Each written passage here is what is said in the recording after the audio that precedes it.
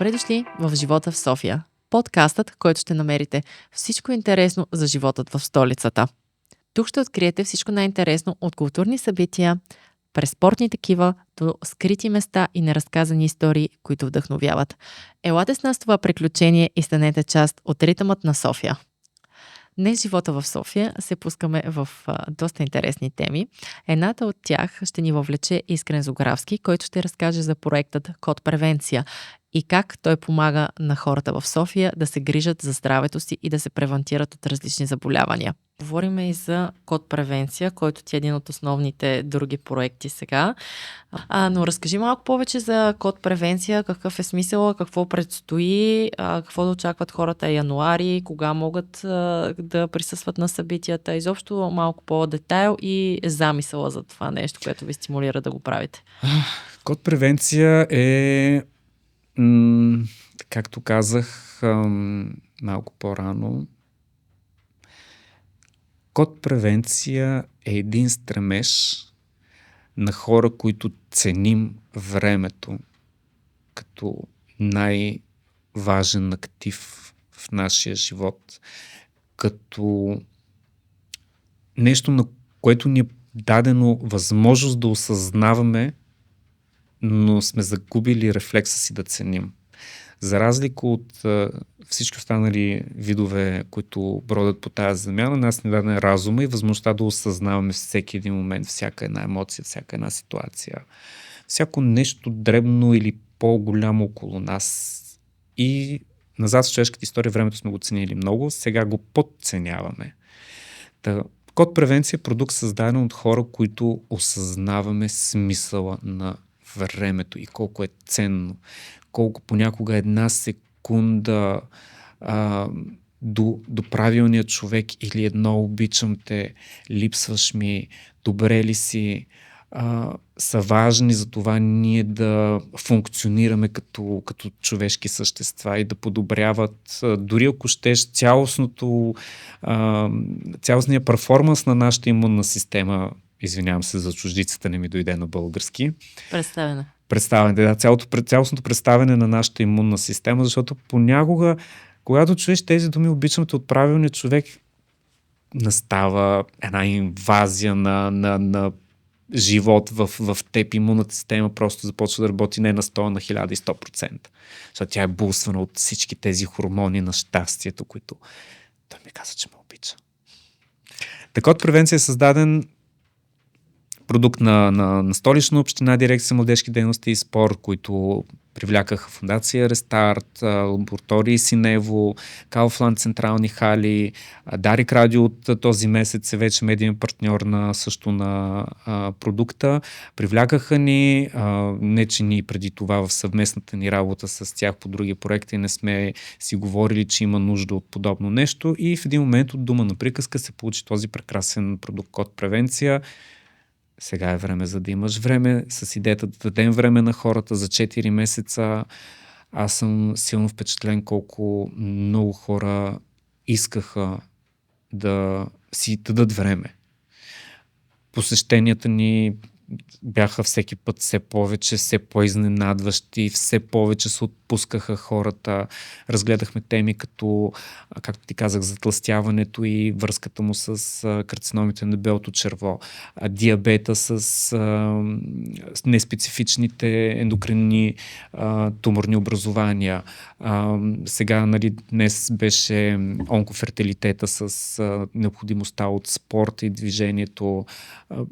Може би някоя тема ми избягва, но идеята на този продукт е наистина да покаже на хората, че за съжаление живеем в все по-рисково ежедневие, което ни излага на риск да развием заболявания, които могат да отключат онкологични заболявания. Другия голям проблем, който аз установих с участието си в Код Превенция, че много голяма част от заболявания, които са били типични за възраст 50-60 плюс, в момента са се подмладили, както лекарите казват, са се подмладили и са дори типични за 8 плюс, което е много страшно. Много страшно, Много страшно и за това трябва да говорим за това нещо ежедневно, ежесекундно, ежестотно и всячески, тъй като само единствено това, което една млада онколожка ми беше казала, че един от пътищата за справяне с онкологичните заболявания е хронифицирането на тази тема. Колкото повече се говори и се хронифицират темите за подобни заболявания и те не се възприемат вече като, както си казахме, завесата пада и приключва, толкова по-лесно ще се справят специалистите с тях. Осъществяваме код превенция всяка трета събота от месеца. Сцена Централни хали. За януари ще бъде на 18 януари. Отново на сцена Централни хали. Какви ще са темите? Тук ме хвана неподготвен. Значи това ще го изрежем. Така, темите ще бъдат, гости ще бъдат доцент Цонев. Точно и доктор Калинкова, ендокринолог. Ще бъдат наши гости през януари. Тепърва ще има и нови неща, но за това няма да повдигам все още завесата. Ще оставя хората да се чудят какво, но проекта целим тъй като видяхме, че това е изключително важен и необходим проект за българското общество, сме запланували много и красиви допълнителни неща, които да се случат в него и да го надградим до ниво, което да е още по-интересен и полезен на хората. Освен, че могат всяка трета събота да дойдат в сцената на Централни хали, входът е безплатен. Абсолютно безплатен.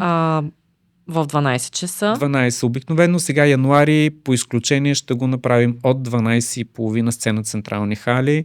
Ви очакваме, за да си поговорим за необходимостта от превенцията. Хората могат да зададат въпроси директно на специалисти, без да се притесняват и да получат консултация. Абсолютно. Ако имат желание, имаме страница във Facebook, код превенция, могат, когато обявим всяко едно събитие, дори предварително преди събитието, под постовете за него, да задават въпроси, с които на място дори самите специалисти биха могли да се съобразят в техните презентации и конкретно да насочат презентациите си към породените от гражданите въпроси. Тоест бъдете активни. Бъдете активни, да. Не само на Фейсбук страницата ни, а и в превенцията си.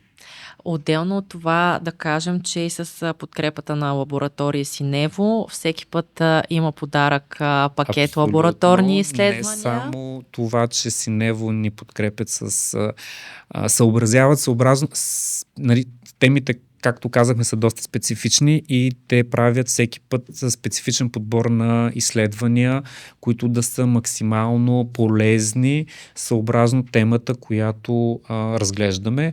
Освен това трябва да отбележим, освен че Столична община, дирекция младежки дейности и спорт няма как да им благодарим, ако ще и тук 3 дена да седим и да си говорим. И аз така трябва много да им благодаря, много ги обичам. Абсолютно. Трябва да отбележим, че дирекция здравеопазване към Столична община предоставя безплатни изследвания с специалисти в общинските болници.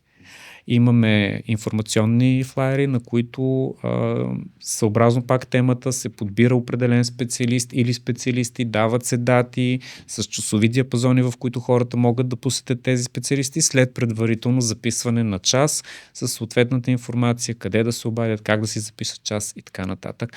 Тъй, че извинявам се, ако някак пропусна нещо от всички неща, които се опитваме да дадем на хората, но наистина целим максимално да сме им полезни, не само с изследвания, с прегледи, с информираност.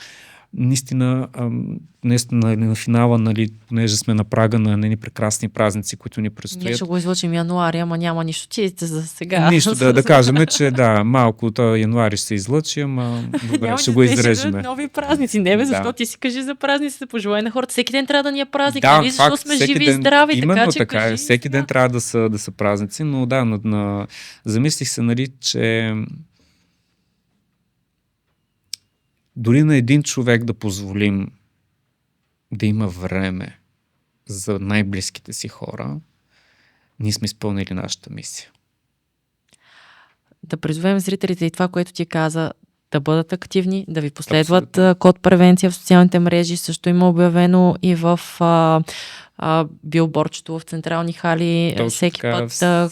Там висим от началото на месеца до целият месец всъщност има информационен борд, на който може да се запознавате с темата, която ще се гледа там. Също така в подкаста сега, който правим Живота в София, ще разказваме и предварително и за актуалните теми, за да могат хората да се подготвят и да задават въпроси. Именно. Тъй като действително сме да твърди, че след всяко... хората си мислят, че знаят за това, което говорим, но винаги след като изслушат специалиста, толкова въпроси им се пораждат, дето аз самия се изненадвам как са се сетили за този въпрос. Много благодаря, че прие нашата покана. Благодаря за разговора. А вие ни последвайте в социалните мрежи, абонирайте се за канала ни и ни пишете с коментари, съобщения, какво интересно искате да гледате при нас.